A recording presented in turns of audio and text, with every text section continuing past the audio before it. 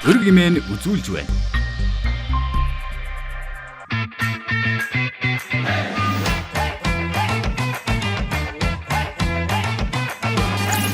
Бизнес үүрэг нэвтрүүлэг энэ удаа нээлттэй бөгөөд хосолсон блокчейн технологиг хөгжүүлж байгаа Corex компани технологи хариуцсан захирал зол жаргалтай ярилцах болно.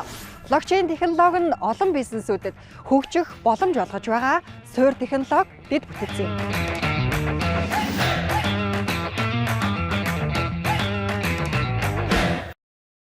Та хоёрт бас их ярих агуулга их байна. Блокчейн технологитой Монгол инженерүүдийн өөрсдийн яг бүтээж байгаа хосолсон бөгөөд бусад компаниудад нээлттэй байдлаар хөгжих боломжийг нь олгож байгаа ийм суур дэд бүтцийг хөгжүүлж байгаа гэдэг утгаараа блокчейн технологиг нэлээд ярих нь. За мөн та өөрөө бас 11 жил Монгол Улсын их сургуульд IT програм хангамжийн багшаар ажиллаж байгаа гэдэг утгаараа энэ чиглэлийн хүний нөөцийн энэ эрэлттэй байдлыг хэрхэн хангахыг гэдэг талаар бас ярих.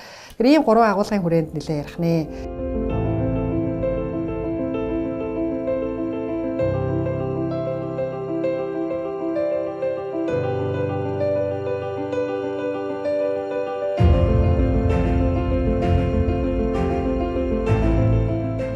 Тэгэхээр эхний хэсгээ манай нэг юм уламжлалт асуулт байдаг л да. Таны эргэлтийн цэг болж исэн үйл явдал нь юу вэ? За, юун түрүүнд ярилцлагандаа урьж оролцсоосанд баярлалаа. Тэгээд эргэлтийн цэг ерөнхийдөө багасаа л нэлээд тийм хичээлттэй хүүхэд байсан.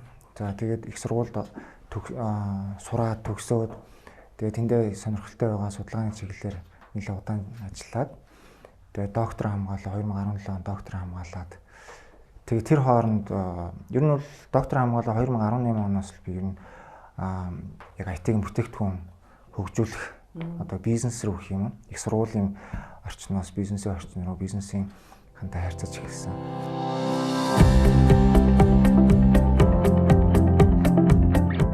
Одоо яагаад ингэсэн бэ гэхээр энэ үед яг юу болсон бэ гэхээр за яг Монголд одоо ихэнх хүмүүс одоо нэг зовлонтой одоо юу гэдэг нийгмийн тухайн үеийн байдлаас болоод ч юм уу нэг юм өвчнөд болцсон байдаг. Тэрний юу гэхээр нөгөө илгэний гепатит B вирус, D вирус. Би тэгээд өөрөө мэдээгүй явж байгаад багтаал нөгөө шприцний юунаас л халдсан юм шиг байна. Мэдээгүй. Явж байгаад 2017 онд мэдсэн. Тэгээд тэр маань би нөгөө доктор хамгаалах гэдэг ингээд нэлээд ачаалт эмнэлгэрч очиж амжихгүй ингээд явсаар байгаа л 2018 онд би үзүүлсэн чинь минийхээ бүр хүндэрсэн байна гэд D вирустэй болсон байна. Энэ тэргээд тэгээ би намайг эмч болохлоороо шууд за чи одоо химийн дараа хэлэхгүй болохгүй нэ хийгээд тэгээд би чинь 18 онд тэр бүр нэлээд хүндэрсэн юм те химийн дараа интерпрон гэдэг нэг тараа байдیں۔ Тэрийг хийлгээд тэгээ би бүр 50 хил хүртэл торж исэн. Тэгээ айгүй хэцүү байдаг гэсэн. Тэр тарааг хийлгэчихээр 5 дахь өдөр хийлгээл 5 дахь хагасаа бүтэнсэн 3 өдөр халуураал тэгэл нэгтгэд нэг ажилдаа очдөг. Тэгээ айгүй нэг ус сунж мундаг үстэй. Тийм ус сун метр болно. Тэгээ хортдог. Тариандаа айгүй хортдог тий. Хойд яг залуу байсан. Яг ид бийж уулан гайгүй байсан. Тэгээ юугаар алдаа авч гарсан. Тэгээ үүнээс тэндээс би юу гэж харсан байх гэхээр за ер нь бол бид нэр тэгээ тэр чи яг ингээд улсын эмнэлгээр яваад энэ хэтрээ болоод ингэхээр ер нь хүндэл юм байлаа. Тэгээд тэр тариач өөрөө нэлээд өндөр өртөгтэй. Тийм. Эндээс нэлээд тийм багшлаад багшийнхаа жоор доктор хамгаалж исэн үе юм байна тий. Хамгаалж исэн. Тэгээ эндээс ер нь би тэд болохоор би болон манай бусад одоо судалгааны ажил хийдэг багш нар нийлээд компани байгуулах шийдвэрт хүрч ирсэн. Тэгээ гол нь бол бид нэр ямар нэгэн байдлаар тийм санхүүгийн тодорхой эрх чөлөөнд хүрэхгүй юм а гэхэд өөр тийм их үүсвэртэй байх хэрэгтэй юм байна гэдэг ойлголтыг бол тэндээс аваад. Гэхдээ энэ бол хамгийн тийм гол одоо нөлөөсөн компани байгуулах, бизнес хийх нөлөөсөн зүйл гэж хэлэхэд хараахан биш. Тэгтэл энэ бол надад нэлээд юм хэлж өгсөн байдгийн. Би тухайн үед одоо тарианыхаа мөнгийг олохгүй л бүр тийм 3 өдөр халуурдаг мөртлөө намайг эмч юус ажилласаа гар гэж хэлсэн байхгүй. Юус ажил хийж болохгүй айгүй хэцүү надад чинь. Тухайн үед би яадаг гэсэн бэ гэхээр бүр 3 давхар ажил хийж юугаа тарианыхаа мөнгийг олголдог байсан. Яг тэр үед манай охин төрөөд манай эхнэр бас секретэнтэй. Тэгээ намайг асуурдаг бас нэлээд тийм юутай байсан. Харин таныг харин багш мөртлөө хажуугаар нь ингээд одоо яг судалгааныхаа ажлыг бизнесийн байгууллага дээр бүтээл болгож үр дүн болгож ингээ хийж байгаа гэдэг нь бас их сонирхолтой санагдсан л та тийм. Тэр багийн багш нарт бас тийм боломж олдоод байдгүй шүү дээ. Тэр боломжийг өөрөө гаргахгүй бол бизнесийн байгууллага за багш нар юм чинь илүү нөгөө онол талтаа л илүү судлаад байдаг юм чинь гээд ханддаггүй байж болох юм л та. Тэрнээс биш яг энэ чиглэлээр бол байнга л эрэлттэй байдаг шүү дээ. Хинээр програмаа хийлгэх үү? Одоо нөгөө бүх бизнесүүд л технологич чинь хинээр энэ системээ хариуцуулах уу гэдэг чинь амар том эрэлт байдаг шүү дээ. Их сургууль дээр бол бид нэр юу хийдгүүгээр судалгаа хийдэг.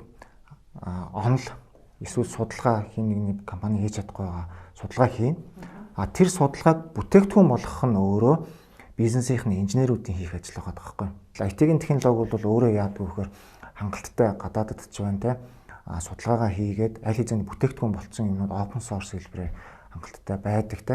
Тэрийг манай компани Монголд байгаа үйл ажиллагаа эрхэлж байгаа компаниуд шууд худалдаа аваад явах тохиолдлууд илүү байдаг. Ихэнх нь сүүлийн үед бол бид хэд яаж юм вэ гэхээр яг ийм суур технологи үндэсний хэмжээний суур технологиуд дээр бол яалтчгүй Монгол одоо судлаачид инженерүүд өөрсдөө хийхгүй болохгүй байна гэдэг дээр санал нийлээд за тэгээд бид нэр гадаадынхан хийж болоод байхад бидний яга болдгоо юм бэ тэ ер нь бол IT-ийн технологид бол дэлхий бол хавтгай бүрэнхий биш бүх юм ойрхон бид нэр сурыг гэвэл YouTube-ээр дөрөн IT-ийн технологийн тэ хичээл байна open хичээлүүд байна нэг $20 $50 төлөөд үзчих боломжтой Stanford-ийн хамгийн одоо топ жишээлх юм бол AI-ийн хичээлийг бид нэр $200 төлөөл үзчих боломжтой. Ийм өөрөө ийм глобал ийм болцсон учраас яг энэний технологиг нь бид нэр яагаад Монгол сууж байгаа мөртлөө хийж болохгүй юм бэ? Дэлхийгээс югаараа бид нэр хоцрох юм бэ?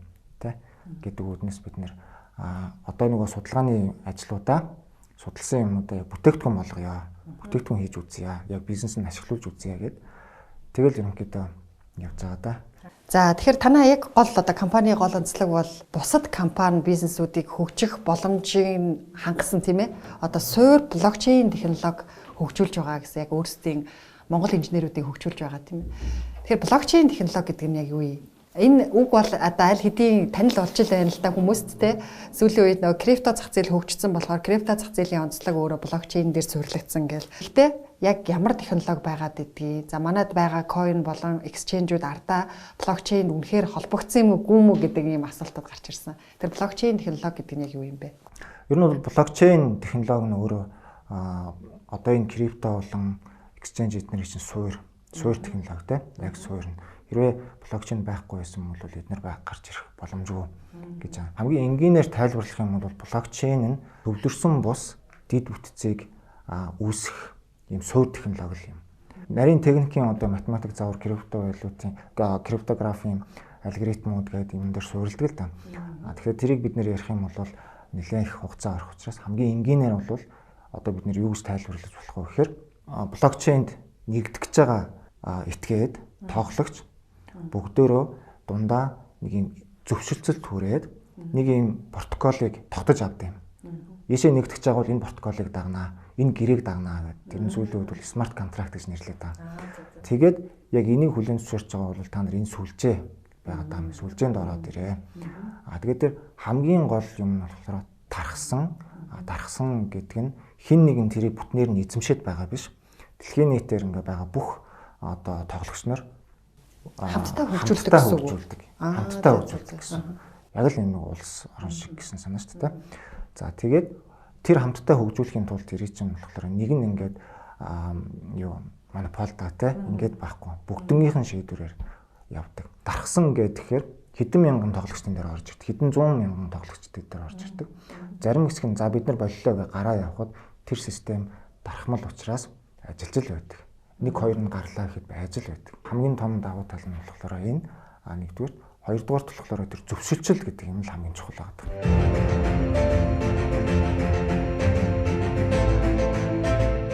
Өнөөдрийн нэвтрүүлгийн зочин хөтлөгчөөр Голомт банкны мэдээллийн технологи хариуцсан захирал Сайн бэлэг Төмөн шууд компани гүйцэтгэх захирал Болднаар өргөдөж ярилцлаа. блокчейн технологи дээр суурилж бизнесүүд яаж технологийн дараагийн түвшинд хүрэх вэ? Тэ бизнесээ яаж хэлбэрчилж технологижуулах вэ гэсэн талаар агуулгаар ярьсан л та. Тэгэхээр үргэлжлүүлээд бас энийг илүү энгийн болгож ярих гэж төлөвлөж байна. Манайханд байдаг нэг одоогоор ингээд нөө үүссэн байгаа хандлага гэхээр блокчейн гэвэл тэр нөө крипто зах зээл coinтэй холбож ойлгоод байна л да. Гэтэл энэ чинь өөрөө зүгээр одоо технологийн одоо хамгийн сүүлийн үеийн хөгжил гэх юм уу тийм ойлголт байгаад байдаг. Тэгэхээр бизнесүүд илүү энийг яаж боломж давуу тал болгож ашиглаж болох вэ гэдэг өнцгөөс айгүй энгийнээр ярихыг бодоорой. Ерөнхийдөө бол өөрөө ч яг хэлсэн яг зөв. Өөрөлдөх юм бол нөгөө coin гэдэг буюу cryptocurrency гэдэг өнцөг маань Монгол нэлээд ингэж явагдсан. Тэгээ тэрний ардалт нөгөө блокчейн гэдэг үг уягдцсан. Нөгөө доржийн дондог гэдэг шиг баг нөгөө овгүй юм шиг ингэж явагдсан.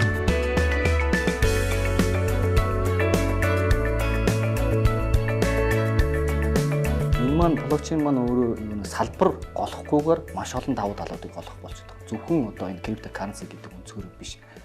За жишээлбэл банкны салбар гэж ярьж байна. Тэгэхээр банкны салбар дээр маш олон үйлчилгээнүүд байдаг. Тэрний одоо ингээд нэлээд бас ингээд ач холбогдол өгдөг үйлчилгээний нэг нь бол одоо шинэ төлбөр тооцооны үйлчилгээ байна. Төлбөр тооцооны үйлчилгээн дээр жишээлбэл бид нар одоо олон улсын гүйлгээхдээ SWIFT гэж үйлзээ ашиглаад хийдэг. Тэгээд хоёр банк нь байж байгаа 3 дахь байгууллага дунд нь орж ирээд одоо банкнаас нөгөө банк руу шилжихдээ очиход энэ хооронд identification буюу тухайн хүний харилцагч нь яг мөн үү биш үү гэдгийг баталгаажуулж өгдөг ийм процессыг хийдэг. Гэтэл блокчейн технологи маань болохоор яг үгүй тэр дундын зурчлагчийг байхгүй байсан ч гэсэн яг энэ төвшний ийм нууцлал аюулгүй байдлыг өгч байгаа. Нөгөө талаасаа 3 байгууллага оролцоод төлбөр тооцоо хийдэг байсан маань 2 байгууллага оролцож байна гэдэг маань нөгөө нэг зардал цаг хугацаа маань яг ижлэхэн байдлаар багасаад явчихна. Тэгэхээр зардал болон цаг хугацаа тэгээд итгэлцэл буюу анууцлал аюулгүй байдлыг шийднэ гэдэг энэ 3 том зүйл бол өнөөгийн энэ технологи суурилсан энэ орчин буюу дижитал хэлцэд бол маш том түлхэж өгч байгаа. Тэгэхээр энэ бол банкн дээр байж байгаа нэг л одоо кейс нь байгаад байгаа. Тэгээд ингээд цаашаага ингээд явах юм бол маш олон смарт контракт гэж байдаг. За трейд файнанс гэж байдаг. Тэгээд олон улсын одоо гэж нэг байгууллага маань одоо хятад улсаас Монгол улсын нэг компани маань одоо ямар нэгэн бараа бүтээгдэхүүн ч юм уу ямар нэгэн авахталж авахлаа гэж тоглоход маш их процесс болдог. Ягаад гэвэл энэндээс ийшээгээ мөнгө шилжүүлнэ гэдэг маань нөгөө итгэлцлийн асуудал нэгдүгээрт байдаг. Хоёрдугаарт яг энэ мөнгийг нь яг зөв цагт нь яг зөв ханшаар нь гэдээ очно гэдэг чинь маш их процесс болдог. Тэгэхээр энэ олон процессын цаана магадгүй 20-30 үйлдэл байж байгаа тохиолдолд хэрвээ энэ блокчейнд энэ 3 тал маань хоёулаа орцсон байх юм бол энэ үйлдэл бол хэд дахин буурах боломжтой болж байдаг. Гэтэл блокчейн технологи гэдэг маань үндсэндээ яг үхээр бага зардлаар дээр нь decentralized хэлбэрээр том дид үтцийг л үүсгэх гээд байгаа. Бид нар одоо дижитал шилжилт гээд дид үтцүүд гээд яриад байдаг, зөндөө яриад байдаг. Тэгвэл тэр дид үтцийг үүсгэж байгаа бас нэг гол гоё жишээ нь бол тэр байхгүй. Аль болох олон тал энэ лүү нэгдэж орж гимээр үр ашиг нь илүү гарах байхгүй тий. Тэгэхээр ганц банк биш. Нөгөө нэг оролцож байгаа байгууллагууд нь тий магадгүй засгийн газар нь хүртэл энд оролцоод явах юм бол том сүлжээ үүсээд нөгөө нэг интернетийн сүлжээ гэдэг шиг ийм сүлжээ маш энгийн байдлаар яг энэ байгууллагын үйл ажиллагаанд ашиглах боломжтой болчихно. Тэгэхээр тэр өнцгөөс бид нар бол хандж байгаа. За Түмэн шууд компаниг бас ингээд ягаад технологийн хүмүүстэй хамт тий бол захирлыг оруулсан бэ гэхээр бид хоёр одоо түрүүн аль болох нөгөө бизнесийн олон кейсийг ярихыг бодсон л да. Үйлдвэрлэлийг жишээ нь яаж блокчейн технологи дээр суурилуулж болох уу? Тэгэхээр ямар давуу тал үүсэх үү гэдэг. Одоо үйлдвэрлэлийнхаа процессыг юм уу бизнес талаасаа бизнесээ илүү дижитал болгох, тэг хөнгөвчлөх, үйлдэлийг нь хөнгөвчлөх талаас нь жишээ судалж үзчихсэн үү? Мэдээж өндөг бол үйлдвэрлэдэг процесс бол байгалийн жирмараад явна шүү дээ тий. За гарсан бүтээгдэхүүнээ харин хэрэглэгч нарт нийлүүлж яхад төлбөр тооцооны асуудлыг энэ дээр бол нөгөө дижитал болгох асуудал бол зайлшгүй яригдах хэрэгтэй гэж. Төргөвчлөх, хурдан болгох тий.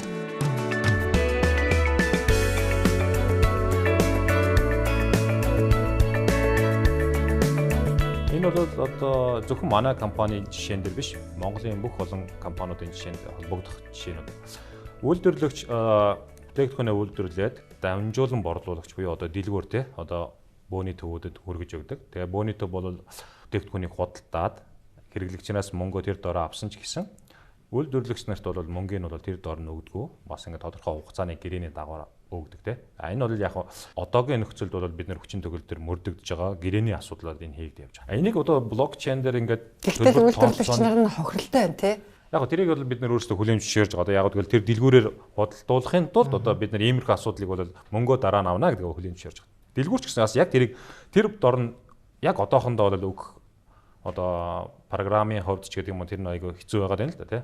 Яг энэ блокчейн эднэрийн юунуудыг ингээ маш сайн хэрэгжүүлээд дуусгах юм бол дэлгүүрт нийлүүлж байгаа бараа болгон мөнгө нь салаал тий. Дэлгүүрт үлдэх хувь нь үлдээд бэлтгэн нийлүүлэгчд үлдэх хувь нь шилжих юм тэр дороо шилждэг байх юм бол энэ бол өөрөө бас маш нөгөө гоё ажил болох болов гэж бодож байна. Энэ эцсийн дүндээ дэлгүүр бол ашиггүй ажиллах биш тий. Дэлгүүр бол олох ёстой ашиг аваад явчихна тий. Бэлтгэн нийлүүлэгч бол мөнгөө тэр дороо авчна. Хэрэглэгч бол мөнгөө тэр дороо өгчнө. Эцсийн дүндээ энэ магадгүй бүтээгдэхүүний үнийг хямдруулах ч гэдэг юм уу тий. Хэрэглэгч нарт одоо бас энэ таатай зүйл болох бас нэг энэ юу байж магадгүй. Одоо удаагаад өрн гэдэг чинь нэг сарын дараа тэрийг ингээл тоолол аль компанид хэдийн өмнө царагдаад хэдэн төгрөг шилжүүлгэлээ гэдгийг ингээд 45-ны хугацаанд хийгээд шүү дээ. 45 хоног гэдэг чинь одоо бизнесийн орчинд бол асар урт хугацаа байхгүй тий. Тэр тийм шаардлага бол үүссэн л байгаа юм байна тий. Тэгэхээр энийг одоо шийдэх боломжтой юу? Блокчейний хувьд бол ерөнхийдөө 3-аас олон компани, үйлдвэрлэгч, тоглогч нар хоорондоо холбогдож ажилладаг бол энэний холболтын тэр үйл ажиллагааг илүү хурдан, найдвартай, шилэн болгож өгөх суур технологи юм байна. Олон өөр төрлийн тоглогч нар тэн дээр айлуулах байх хэрэгтэй гэсэн. Жишээлбэл танай компани жишээлх юм бол зөвхөн өндөг үйлдвэрлэл гэдэг чинь маш олон компаниудтай өөрөө бэлтгэн нийлүүлэгчдээс юм авч байгаа. Буцаага тэрийг нийлүүлээд тийшээ маш олон дэлгүүрүүдэд дамжуулж байгаа тийм. Энэ болгон чинь ERP системээр хийх юм бол за хийж болно. Тэгвэл тооцоо нийлэх, эндээс авсан юм аяа шинээр ингэх гэдэг чинь асар их хүнээс стил хамаарсаар л байгаа. Дахиад өөрөө систем нь өөрөө хэцүү болж эхэлдэг байхгүй. Одоо жишээлбэл бидний ашиглаж байгаа ERP компани 100 дэлгүүртэй холбогдгийг бол ERP компаниг 100 дэлгүүрийн ERP-тэй нэгээр ингээ холбох хэрэг гарах байхгүй. Айгүй төвхтэй. Тэгээд тэр чин дараад нь хөгжүүлж өгөхгүй. Тэр 100 дэлгүүртэй холбогдчихлоо гэхэд тэр 100 дэлгүүрийн чинь хариуцчаад айгүй л нэг тооцоо нийлдэг нягтлан ч юм уу сууж байгаа. Энэ болгоны чинь тэр 100 дэлгүүр өндөг үйлдвэрлэгч, нийлүүлэгч нар бүгдээрөө дундаа нэг смарт контракт уу нэг юм зөвшөлтсөлт хүрээд хэдүүлээ яг нэг өгөгдөр солилцох стандарт гэрээ смарт контракт гэж нэрлэдэг байгаа тэрийг зөвшөлтсөд тогтож аваад энэ блокчейн сүлжээ рүү ороод ирье.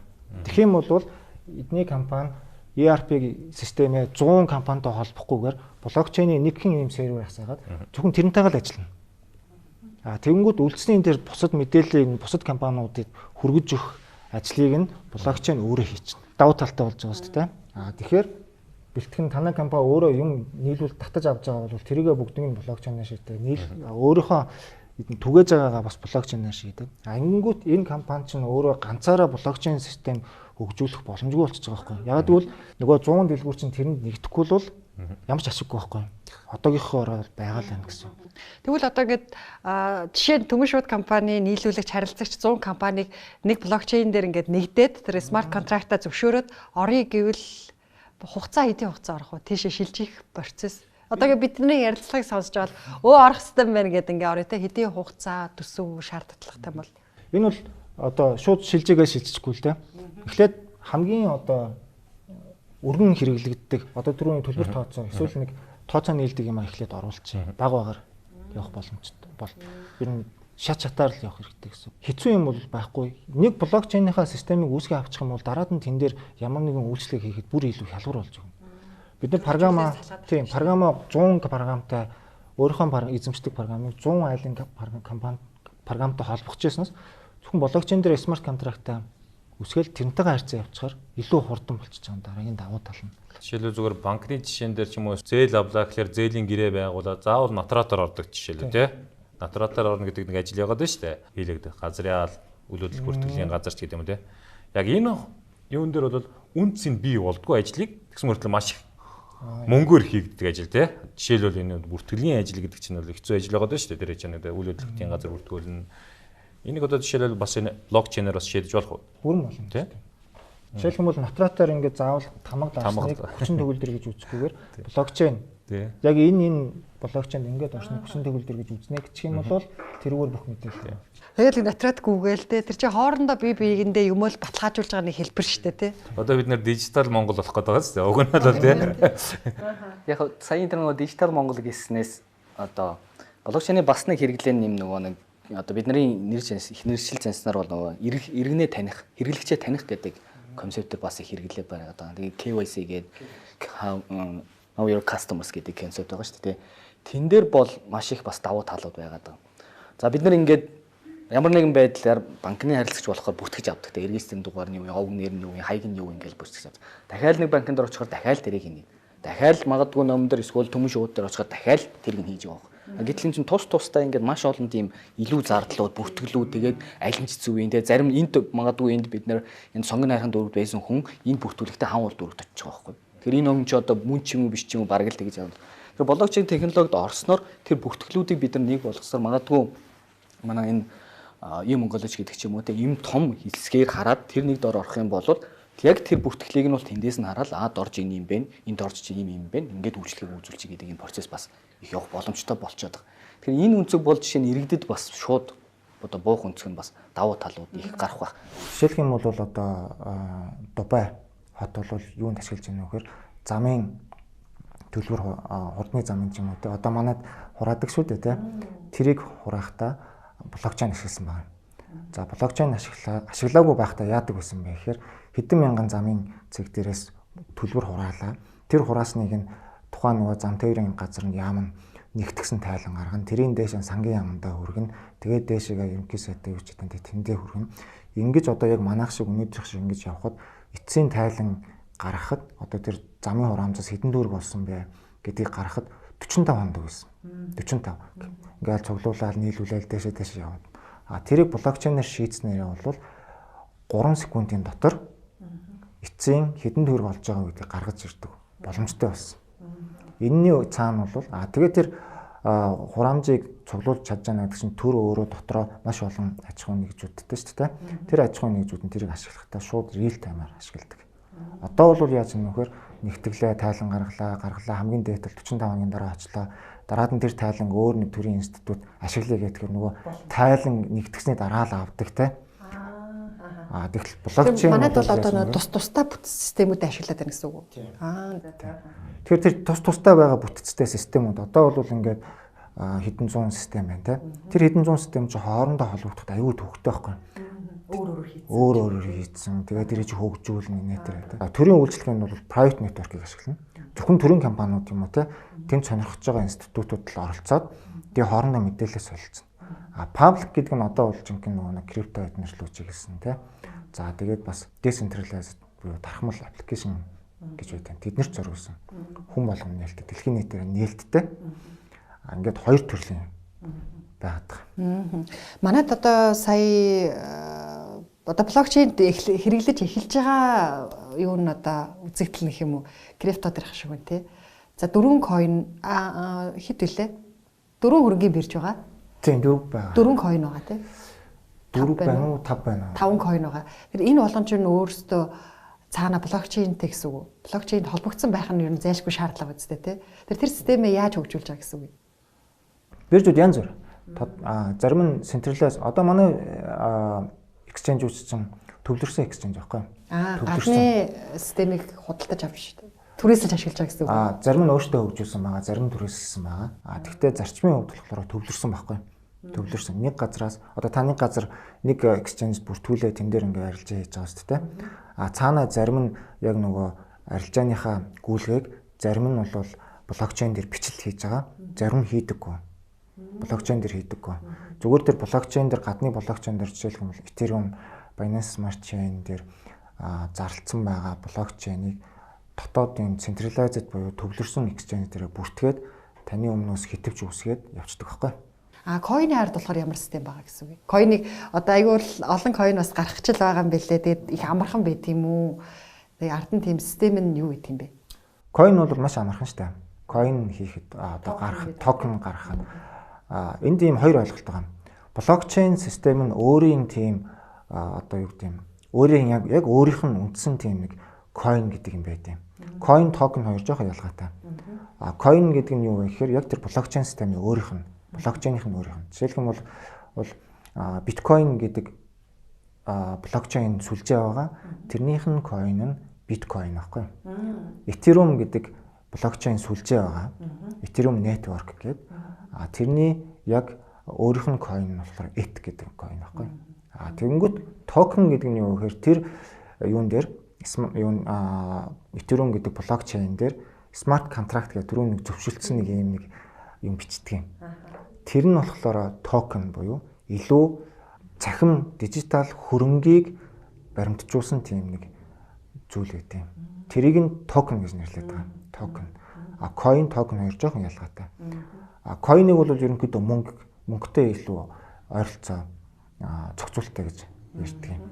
Токен бол юу гэхээр digital asset. Захим хөрөнгө. Одоо бид нэр энэ ширээг жишээлх юм бол ард нь нэг юм tag код байдаг ч тийм ширээний бүртгэх. Тэрийгээ бид нэр блокчейн руу токен болгоо оруулж болж байгаа байхгүй. Энүүгээрээ ялгаад. Тэгэнгүүт токен үүсгэх бол амархан. 20 минутанд л хийндээ. 2017 онд ч угсаа дэлхийн нийтрээ хэдэн мянган токен гарсан байгаа шүү дээ. Тэр чинь тэгээ тэрий чи айл хэзээ ингээ бэлдээд тавьсан байдаг байхгүй. Харин тэр токены чи ард юу байх вэ гэхээр бодит бизнес байх хэрэгтэй. Бодит бизнес. Энэ бизнесийг бид нэр ашиглая гэдээ байх хэрэгтэй гэсэн санаа.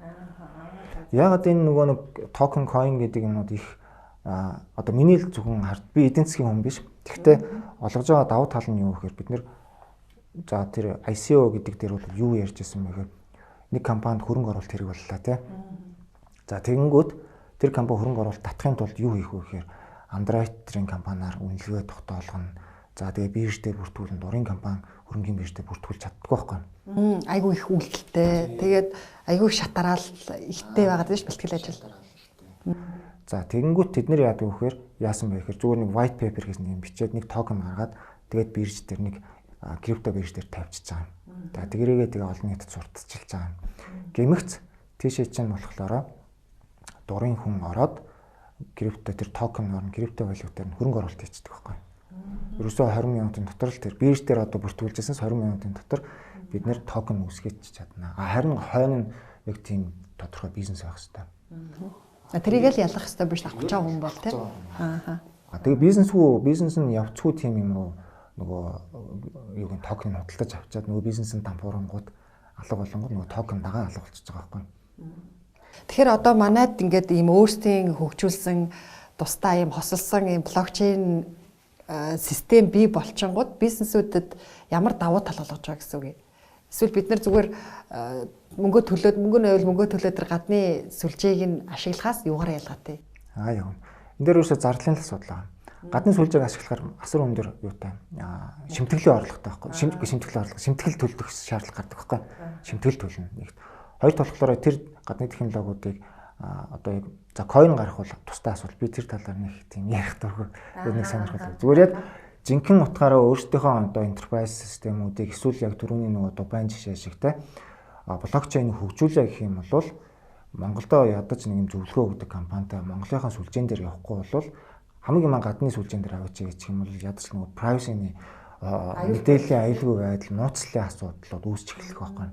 Одоо Ethereum гэдэг сүлжээн дээр нэг гүйлгээ ихэд ойролцоогоор нэг одоо Ethereum нь өөрөө өсөд байгаа болохоор төлөх гэж байгаа нэг $18 байна. Нэг л гүйлгээ юм байна шүү дээ. Тэгвэл бас айгүй өндөр төлбөр юм шүү дээ тий.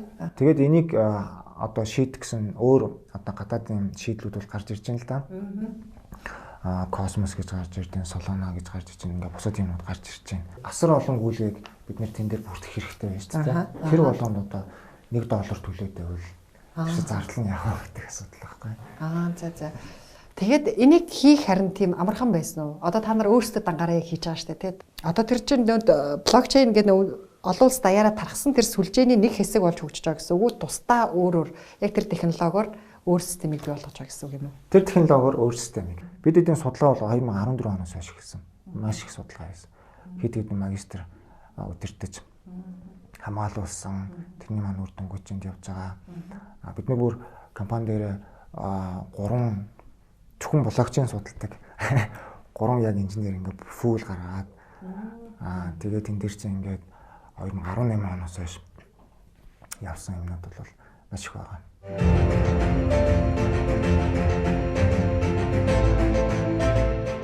Ер нь та компаниудад ч юм уу зөвлөхөд компани болгоод ингээд нөө технологичх шаардлага тулгараад байгаа. Гэхдээ тэр болгоныхоо өөрсдөө хийсэн дээр юм уу? Эсвэл яг мэргэжлийн компанид нь хандсан дээр юм уу? Тэгээд мэрэгжлийн компанид нь хандахаар нэг газраас хараат болоод байгаа байхгүй тий. Хүссэн болгоно ингээл хийлгийгэнгүүл өөдөөс мөнгө ярьдаг тий. Төлбөр нэгдэг. Бид нар завгүй байна гэдэг гээд ингээд ийм хараат. Яг өөрөөсөө ингээд тусдаа нэгж байгуулад ингэхээр хүнээ хайн тий. Тэгээд тэрийг тогтмол ажилтай байлгах ч гэдэм үү одоо нэг юм том зардал гаргаж үүдэг тий. Энэ дээр та юу гэж зөвлөх вэ? Энэ дээр одоо тэгэл яг жорын тааруулах хэрэгтэй. Жорын тааруулах хэрэгтэй. Хэд тий ямар систем юу хөгжүүлэх гэж байгаас хамаарат. Хэд одоо томоохон компаниуд enterprise системүүдийг нойлоос нь эхлүүлээ өөрөө хөгжүүлнэ бол асар их зардалтай байхгүй. Тэгэхээр тэрийг бол худалдаж авахаас өөр аргагүй тий. Зарим том компаниуд бол өөрөө хөгжүүлж байна. Өөрсдөө хөгжүүлж байна. Ер нь бол мэрэгжлийн аль болох мэрэгжлийн компаниар нь хийлгжүүлэх зүгээр тийм урт хугацааны одоо тийм хөгжих ёстой системүүдийг бол нөгөө систем чинь өөрөө олон газар зарагдчихаараа нөгөө ритейл болчихно. Жижиглэнгээр худалдаад явчихна. Тэгэхээр нөгөө захиалагч талд очих юунч багасчихна. Өртгөнж багасчихна. Жишээлх юм бол одоо нэг ERP системийг 1 тэрбум төгрөгөөр хөгжүүллээ гэхэд нэг компанид тэр чинь нэг 50-60 сая төгрөгөөр л зарч шít. Тэгэхгүй яг өөрөө бүгдийг хөгжүүлнэ гэвэл тийш нэг тэрбум төгрөг ч юм уу те би зүгээр жишээ авахд шít.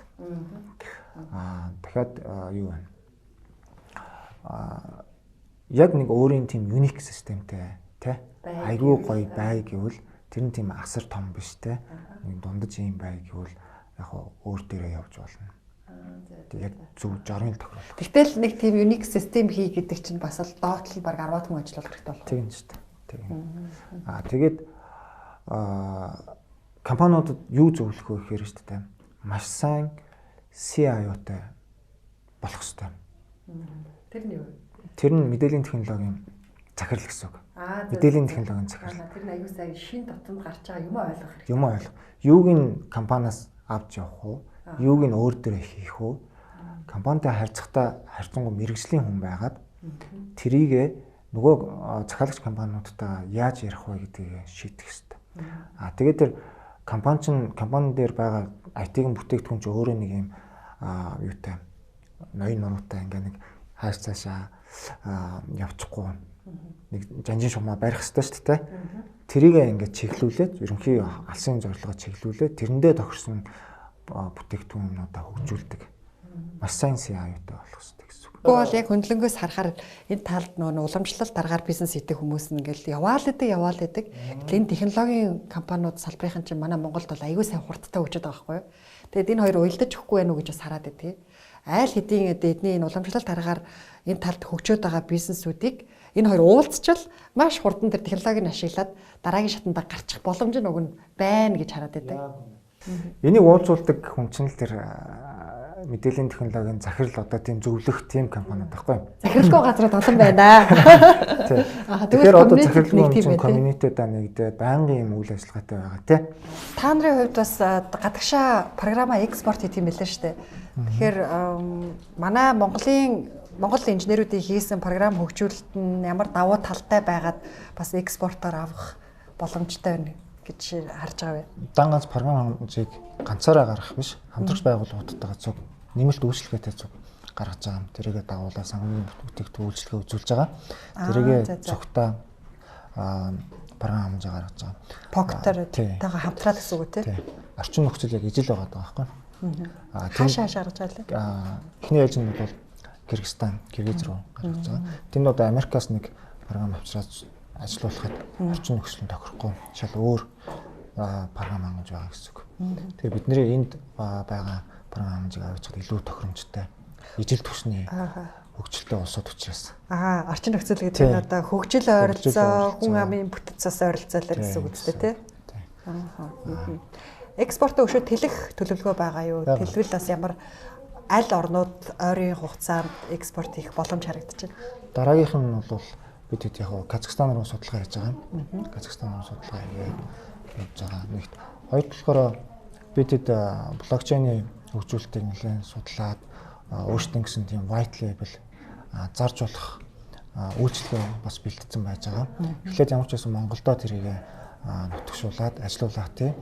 Тэгээд тэрийгээ бид нэр зүгээр нээлттэй тавиад англи хэл дээр орчуулаад докюменташн бэлдээд спорт үзүүлэлт үйлчлэгийг бол хийж болох юм байна. Гэх юм бол блокчейний мэрэгчлэнүүдийн эрэлт төвтөрүүд дэлхийд дээр байгаа.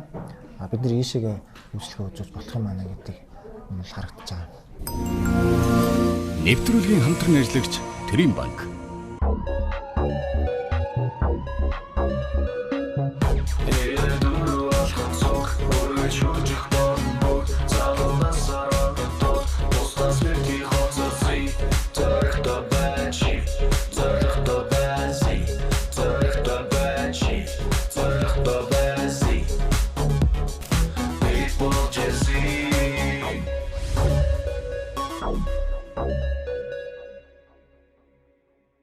Яг бизнес дээр одоо энгийн асуудлыг гэхдээ тулгарч ирсэн асуудлыг шийдсэн энгийн аргаасаа хуваалцахгүй юу?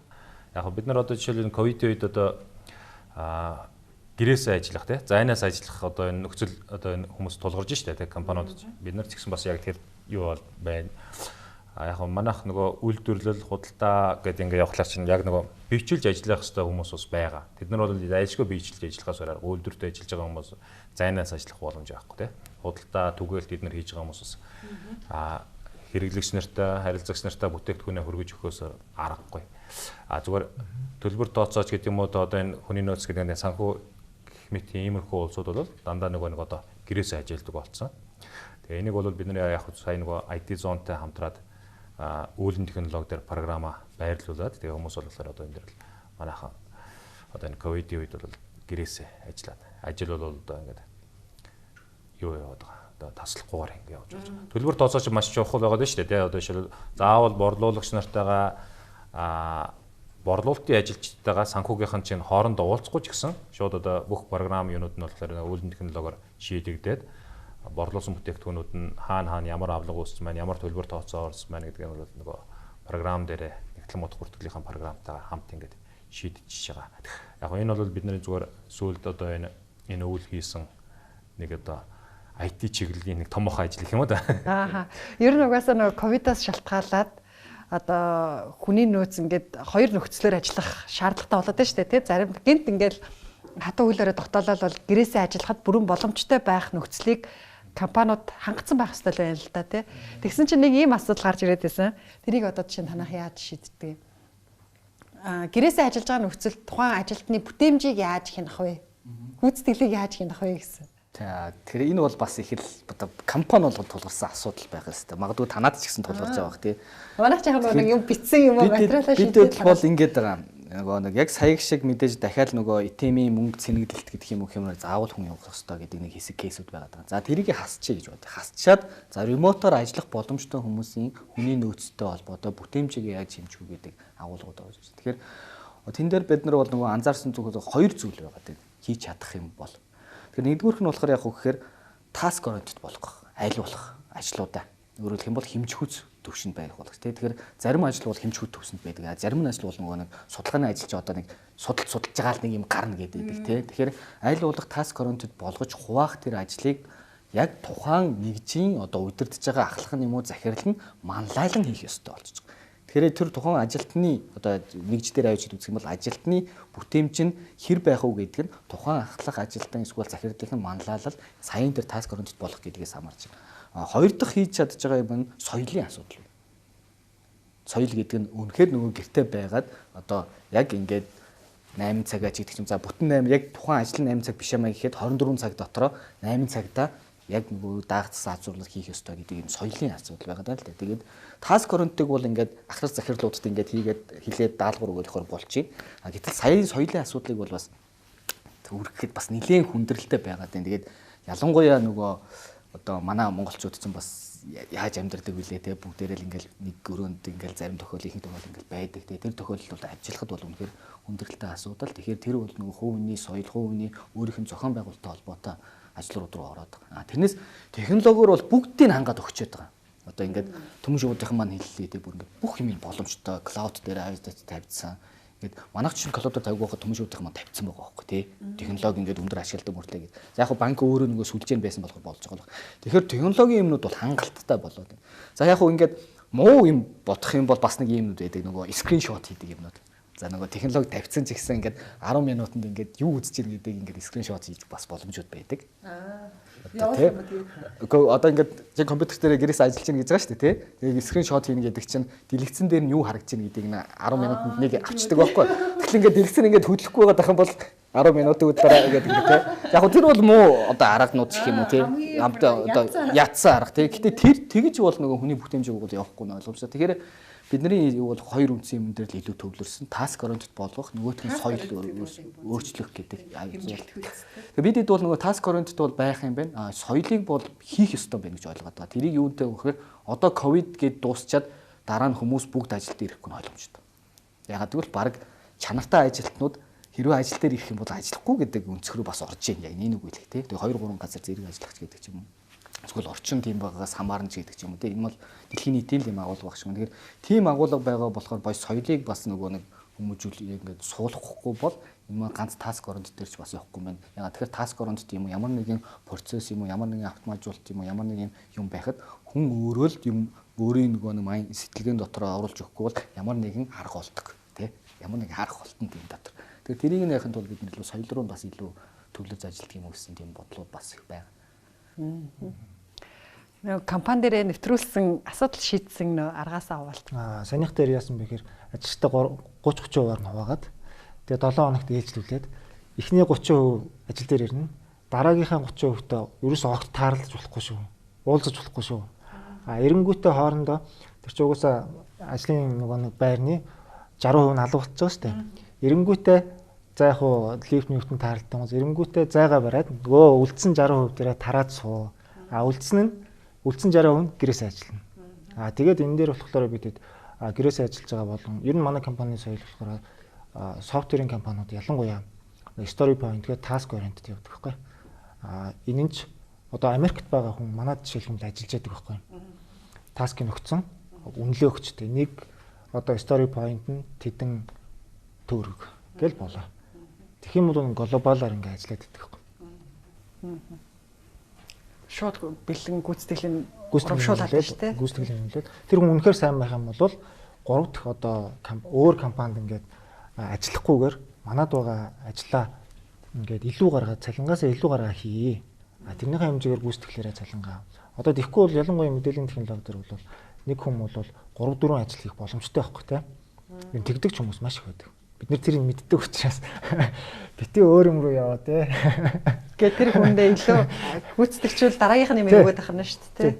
Алдахгүй тал те. Өөр газраас авж байгаа цалингаа нэг дураас авчихаа л гэдэг юм байна шүү дээ. Нийлүүлж авж байгаа юм бол хийж чадж байгаа бол хийж чадж л байгаа л тэгэл. За. Ер нь одоо олон улс дэлхийд даяараа л ингээд технологийн компаниуд өсрөнгөө өсөлт үзүүлж байна те. Хамгийн өндөр үнэлэгдэж байгаа компаниуд нь дандаа технологийн компаниуд байна. Тэгээ технологийн компаниуд маш хурдтай хөрөвдөг, хурдтай хөгждөг гэж ярьдаг. Тэгээ яг танаа дээр ингээд нэвтрүүлгийн өмнө ч орж ирж уулзахад бас тэр дүр зураг харагдчихлаа юм л да тий. Маш хурдтай ажилласан, завгүй хүмүүс. Тэгэд ийм соёлыг компани төлөвшүүлэхэд одоо яг юунаас эхэлэх вэ? Анханасаа ингээд завгүй байх шүү ч гэх юм уу те. Ингээ ойлголт юм уу? Яаж ийм соёл төлөвшүүлдэг юм?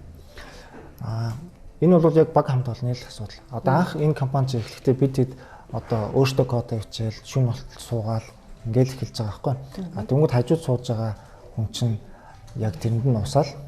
Захирал нь одоо юу гэдэг код хүчээ суугаад хахад хаяал явдаг байхгүй. Технологийн компани бүгд юм харна. Одоо Google-ийн CEO гэхэд баг код хүчээ сууж байгаа шүү дээ. Онцлог одоо ажлуудаа идэвхжүүлэх ч гэдэг үү те байгууллагын соёл юу байна? Тэрийг бас бид нар өөр байгууллагуудад ноу хау, соёл яаж ажилтгийг бас гэж үзүүлэх дуртай байдаг. Манай нэг онцлог бол дандаа залуучууд байдаг. Бүгд залуучууд. Ер нь бол нэг дундаж наслт нь бол 25 6 л ах. Тэгээ яг бид хэд бол арай нөгөө удирдлагууд бол арай өөр. Ихэнх нь залуучууд. Тэгээ залуучууд учраас аль болох залуучуудаа эрх чөлөөг л олох их хүсдэг. Өөртөө юм хий. Дээрээс нь ингээ заавал тийг ингээд байхгүй. Хийж байгаа ажлын ч гэсэндээ тийх илүү сонирхолтой байдаг. Тодорхой хугацаа та нар өөртөөхөө хийх гээд байгаа, хүсэж байгаа юмдаа зарцуул.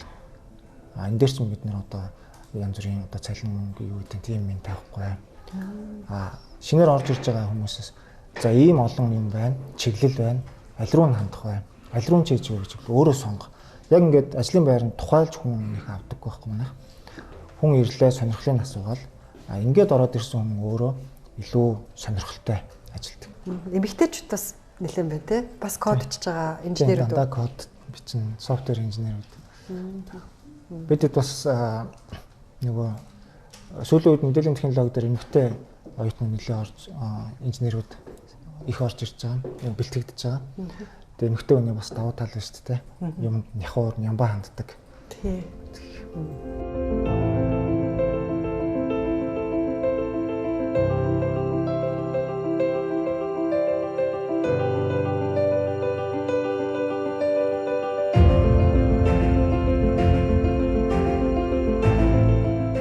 За таны хувь хүнийг нэг жоохон яриулъя. Да энэ хэсэг дээр. Тэгээд энэ хэсэг дуусгах гэж байна. Ер нь юу шүү дээ. Одоо та бас их хэдэн жилийн өмнө мэргэжлээ сонгож ирсэн гэсэн үг үү? 10 хэдэн жилийн өмнө үү? Тий, би чинь бараг 20 жилийн өмнө. Тий, 15 тэр үед нэг тийм тренд болоогүй байсан үед те. Тий. Таны нөгөө түрүүний нөгөө лам байсан те. Тэгээ тэр маань бас явж ингээд өөрт айгүй тийм нухацтай байх одоо тэр шин чанарыг суулгаад үлдсэн байлээ гэд тэрийг яриулах галаа л да. Сонирхолтой түүх байсан. Мэргэжил сонгохтноос нөлөөлсөн үгүй юу?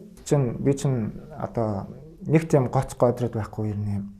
Физик болон математикийн олимпиадад маш их бэлддэг байсан. Өдөр шөнөгүй суучдаг байсан. Өөрийгөө юу? Тий. Тухайн үед намайг би Баян онгорох Баруун аймгийнх тэгээд нөгөө юу байдаггүй. Төвийн цахилгаан шугамд холбогдоогүй. 6 цагаас 5 ирээл 11 гэл тасарчдаг. Тийм байсан шүү дээ. Тэгээд тог ирсэн үед нэг жоохон зурагт мурагт гарч ягаад тэгэл орой болонгууд хичээлээ хийгээл суунда шүнжэнгөө. Тэгээд лааныг ирэл цуу. Тарийг чи бүр багт нь лам болох гэжсэн гэдтэй тий. Тий. 90 оны үед чинь манай ээж ингээл 8 яадаг аав уурхаад ажилдаг өдөө явцдаг. Эмээ өвөө хоёр дээрээ л ихэнх цаг өнгөрөн. Тэгээ эмээ өвөө хоёр болохоор нэг шүтлэгтэй. Тэгээд том ачигаа лам болгоно гэдэг. Дээс нөгөөхөнд итгэцэн. Тэгээд манай эмээ өвөө хоёр бол надад нэлээд тийм миний хөл номын хүн болох хэвээр. Номын хүн болох хэвээр. Номын хүн гэдэг нь ламын жишээ. Юм номтой хүн болох хэвээр л гэдэг байсан. Тэгээд тэр маань нөлөөлөд би их сургуульд одоо номын мөр хөөсөн хүн болёо гэд үлдчихсэн. Гол шийдвэр бол намайг их сургуулиас төгсгөд бол зөндөө газар санал иржсэн л те би ч гэсэн ажиллаж үзчихсэн. Тэгээ ер нь их сургуультай үлдчихсэн, нөлөөлжсэн. Тэнд бол манай багш яг тэр би нэг 2 жил хийдэд сууж исэн юм. Тэг хичээлээ хайж өглөө хичээлдээ явчаал өдөр орой сууж байгаа орой нэг 5 цаг хүртэл суuna. Нэгээс 5 цаг хүртэл суuna. Тэгэл гэртээ хараад даалгавар хийгээл. Тэгээ манай багш тухайн үед нэлээд залуу тийм шинэ дэвшилт үзэл санаатай байсан. Тухайн үед. Тийм. Тэгээд манай багш биднэрт ингээд төвд үсэг заахаасаа илүүтэйгээр бид нэр одоо тэр ном уншиж байгаа лам нарын уншдаг номыг тэр жоохон хөхөд ойлгохгүй шүү дээ. Цаанаа ямар утга санаатай байгаа ингээд. Тэгэхээр манай багш болохоор буддын тийм гүн ухааны ном судруудыг уншаад за одоо энэ ингэж байна. Энэ чинь цаанаа ийм одоо хүн болж төрсний утга учир, ийм сайн сайхан байх ёстой юмыг ингэж өгүүлсэн ном юм а гэдэг яг үлгэр шиг айгүй гоё ярьж өгдөг гэсэн баггүй.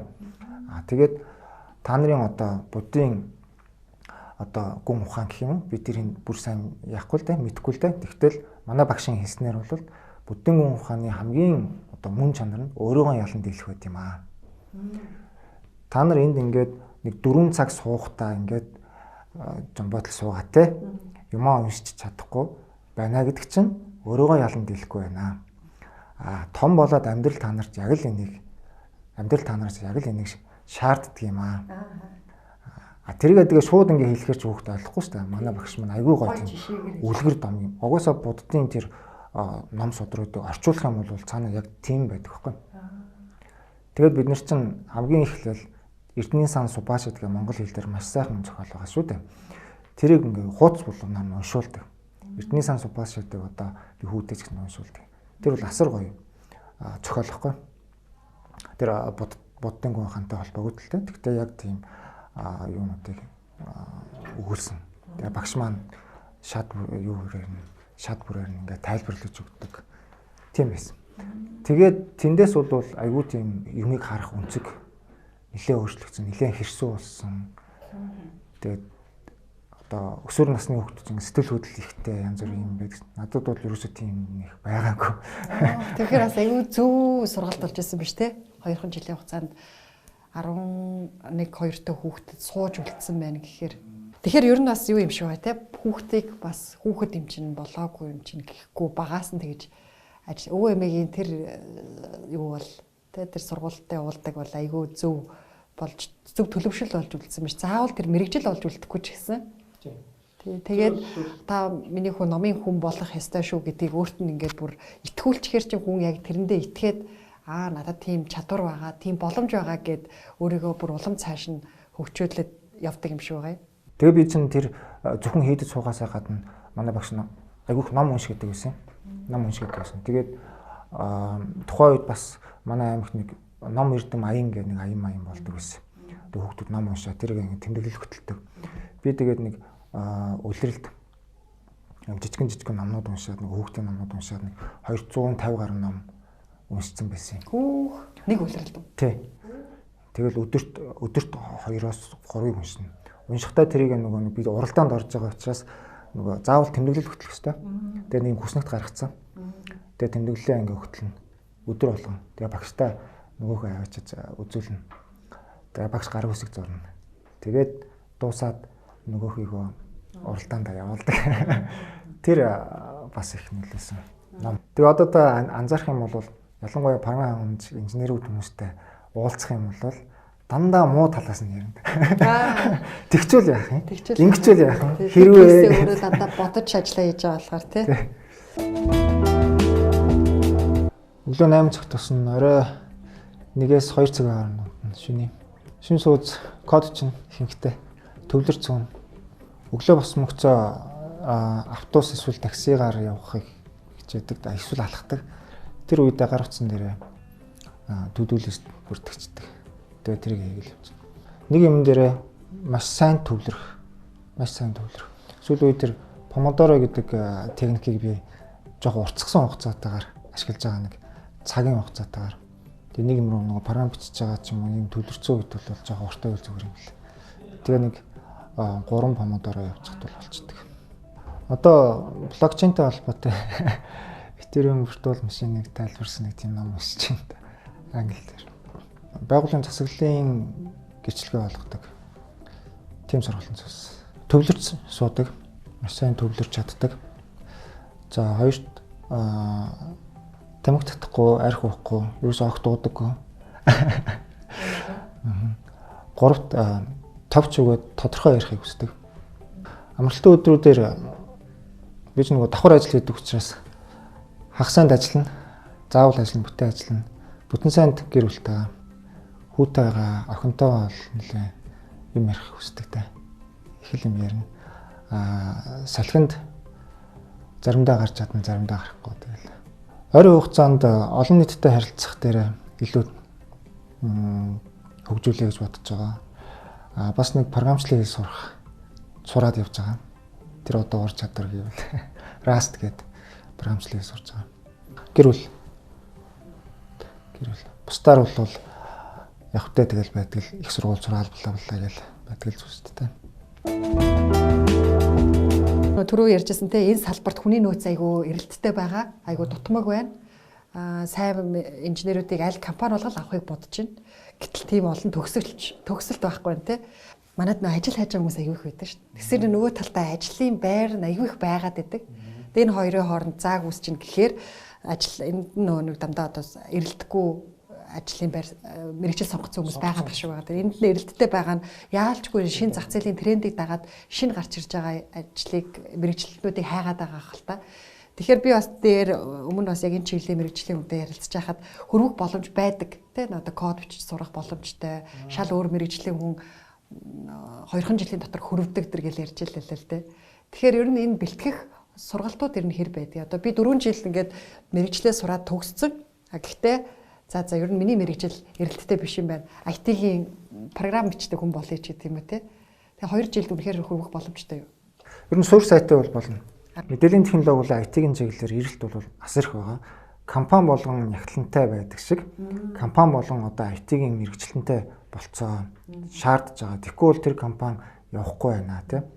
Эн чинь дан ганц Монголд биш, дэлхийд угаасаа ийм хандлага байна. Бид нар Монголын зах зээл дээр ажиллаж чадахгүй бол гадагшаага гарахад хамгийн түрүүнд ажилд орох боломжтой салбар чинь IT-ийн салбар байна. Бид нэр тэнд очиж хар ажил хийж гиснаас IT-ийн арай агсан түвшинд ажил хийя. Ажилтнуудын дараагийн хувьсгал чинь угаасаа IT-г ашиглаж явж байгаа учраас эрэлт асар их байна. Тэгэхээр оюутнуудыг, сурагчдыг та нар IT-ийн салбарыг сонгооч. Энэ IT-ийн салбарыг сонгоод ороод ирсэн хүн чинь боловсролч гэсэндээ арай өөр юм аа. Эрэлт их байна гэдэг чинь юу гэсэн үг вэ? Зах зээлийн замаараа цалин өндөр байж таараа. Цалин өндөр байж таараа. За жишээ хэлээ л да, манай сургуулийн сайн оюутнууд бол зөвхөн дадлагынхаа хугацаанд л 500-аас 600 мянган төгрөгийн дадлага хийсэн шүү дээ 3-7 хоногийн. Одоо манай компани дээр их сайн байх юм бол тэгэл үнцэн ажилтнтай ажиллах бол явчихна. Шууд. Өөр мэргэжлийн төвөрч маш боломжтой. Одоо жинхэнэ нөгөө нэг бизнесийнхэн болон IT-ийн хоёрыг хооронд нөгөө холбогч гүүр болох ёстой хүмүүс чинь IT болоод ороод ирэх юм бол санхүүгийн систем дээр ажиллах айгүй гоё боломжтой. Тэгээ нэг бүгдээрээ мастера бизнесийн удирдлагаар хийж байснаас бараг IT инженер програмаар хийгээд тийм шүү дээ. Одоо би энэ гоё бакалавра төгсөөл шууд мастерт сурна гэсэн нэг юм сонголт байдаг. Тэгээ шууд мастерт сурж байгаа мэрэгчлэн дандаа бизнесийн удирдлага байгаад байдаг айгүй яг нэг юм буруу ойлголт тренд бий болчиход байгаа шүү. Жишээлх юм бол манай сургуульд бизнесийн удирдлагаар магистр дэлгэж байгаа шалгуулагчдын тоо 600. За тэгээд эндээс нэг 80 100-г нь аавна. Мэдээллийн технологи дээр орж ирж байгаа хэд гэж бодож байна. 4-5. Эсвэл цаана мэдээллийн технологиор мэрэгшин гэдгийг арай өөр бас энгийнээр ойлгочултэй бас. Бусад мэрэгжлийн хүмүүс мэдээллийн технологийн чиглэл рүү хөрвий гэвэл бэлтгэл бүлэгтэн суугаад бакалавруудтай адилхан хичээлээ үзээд явах бүрэн боломжтой. Тэн дээр өөртөө тийм хязгаар тавих шаардлага байхгүй. Сурах юм бол асар сонирхолтой. Төгссөн тохиолдолд маш их боломжтой. Компани хамгийн эрэлттэй хүн болно тийм. Тий, хамгийн эрэлттэй. За одоо ингээд блокчейн платформ нь гараад олон байгууллагууд хөгжөөд ингээд явах бах. Гэтэ ер нь энэ нь одоо ижигээл тасралтгүй өөрчлөгдөж хөгжиж яадаг штэ тий. Гэтэ мэдээж эхний суурийг бий болгоно гэдэг нь айгүй том давуу тал байх. Ер нь одоо ойрын 3 жилд бас компани энэ технологи ч гэдэг юм уу тий ямар болцсон байна гэсэн төлөвлөгөөтэй ажиллаж байгаа байна. Ойрын 3 жилд энэ сүлжээ маань бидний одоо амбиц бол үндэсний хэмжээний паблик блокчейн болсон байна. Дор хаяж одоо 200-аас 300 валидатортай тэрнээс ч их байх боломжтой байдлаар. Тэгээд энэ технологиг бид нэр зөв өөрсдөө эзэмшиж хөгжүүлэх биш, энийг open source хэлбэрээр хөгжүүлнэ. Тэгээд дуртай хүн нь ороод энэ дээр контрибьют үзүүлээд явах байдалтайгаар зорж байгаа. За баярлалаа. Бидний урилгыг хүлээж авч сонирхолтой яриа өрнүүлсэнд баярлалаа. Яг энэ блокчейн технологи гэж юу вэ? За бизнесүүд дижитал шилжилт хийгээд байгаа. Яг юу хийгээд хэлээд байгаа гэдэг яг энэ салбарын маш хэрэгтэй мэдээллүүдийг өгсөнд баярлалаа. Мөн бас одоо олон бизнесүүдийн хөгжих боломжийг хангасан суур блокчейн технологи гэдэг суур дэд бүтцийг хийж байгаа танай хамт олонд баярлалаа. Цаашдын ажилд амжилт хүсье. За баярлалаа.